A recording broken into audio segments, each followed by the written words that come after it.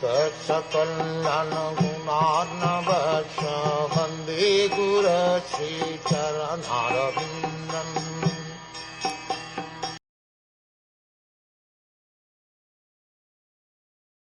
Therefore, through charitable gifts and attention, as well as through friendly behavior, and by viewing all to be alike, one should propitiate me, who abide in all creatures as their very self.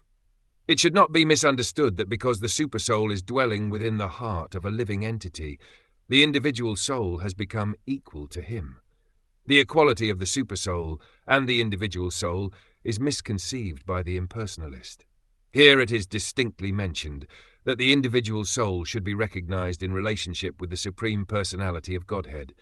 The method of worshipping the individual soul is described here as either giving charitable gifts or behaving in a friendly manner, free from any separatist outlook. The impersonalist sometimes accepts a poor individual soul as being Daridra Narayan, meaning that Narayan, the Supreme Personality of Godhead, has become poor. This is a contradiction. The Supreme Personality of Godhead is full in all opulences.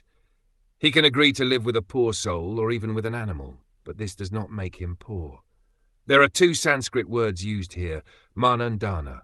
Mana indicates a superior, and dana indicates one who gives charitable gifts or is compassionate towards an inferior.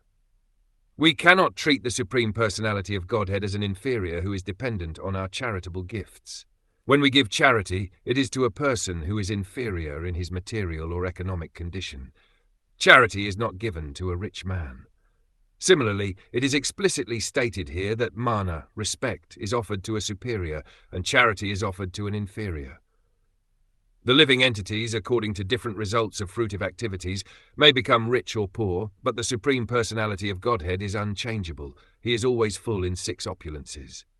Treating a living entity equally does not mean treating him as one would treat the Supreme Personality of Godhead.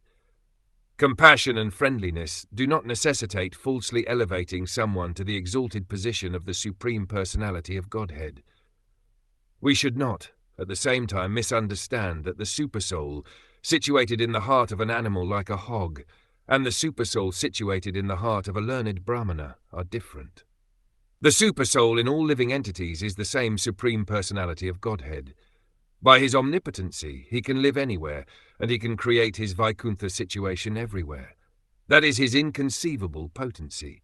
Therefore, when Narayan is living in the heart of a hog, he does not become a hog Narayan.